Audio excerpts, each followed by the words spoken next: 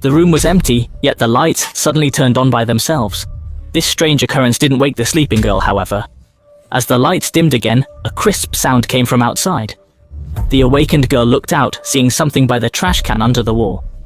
At first, she thought it was stray dogs.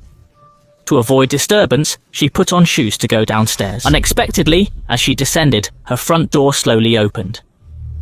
A dark figure entered, making crisp footsteps, as if searching. The sounds it made weren't human at all, more like a monster. Frightened, the girl quickly hid back in her room, but the monster soon followed. The girl's bed blocked the monster's view, so it didn't notice her. While the monster searched elsewhere, the girl quietly hid under the bed.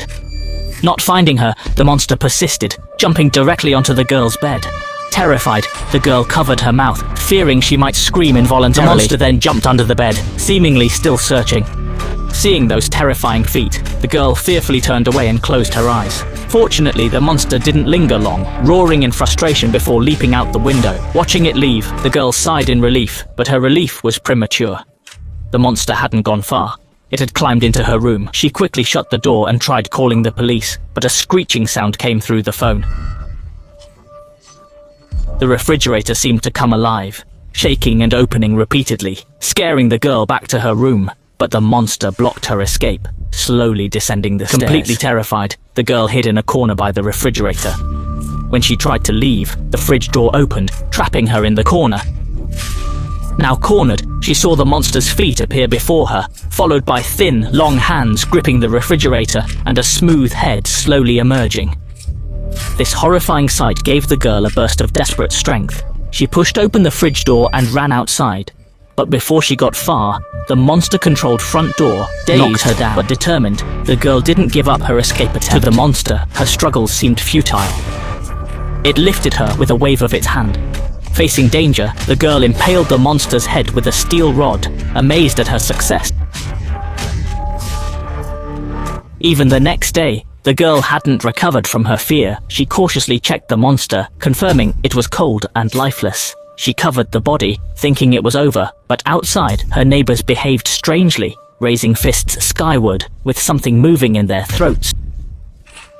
The girl was shocked to discover that her neighbor, unseen for 3 days, seemed to be controlled by someone, with fists raised high, eyes staring blankly at the sky, and a bug wriggling in their throat. This eerie scene frightened the girl immensely, causing her to turn and run home. When she returned home, the monster's corpse still lay there, but a sticky trail extended from under the blanket, as if something had crawled out.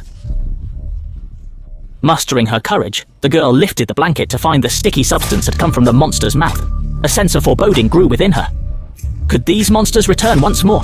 Suddenly, the sky turned overcast, as if foreshadowing a significant event. Sure enough, strange occurrences soon transpired in her house again. Nails driven into the floorboards mysteriously began to pull out one by one. Then, a beam of blue light burst through the curtains. The light shone directly upon the monster's corpse. The corpse levitated until the blue light drew it away. Still in shock, the girl barely understood what had happened when another monster appeared at her door. With its unique abilities, the girl was no match for the creature. It quickly overpowered her. As it prepared to release a parasite to control her, she desperately bit down on its hand. Surprisingly, the monster recoiled in pain, releasing her. Angered and humiliated by a mere girl's bite, it lunged at her once more. Undeterred, the girl grabbed a pot of just boiled water and hurled it at the beast, drenching it in scalding liquid, reducing it to a boiled mess. Seizing the moment of its daze, she fled to her room.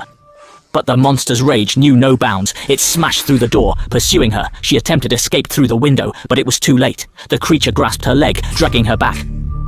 Grabbing a mop to defend herself, the girl realized the monster saw it as a mere trifle. With one forceful motion, it snapped the mop in two. It believed this would subdue her, but it underestimated her resolve.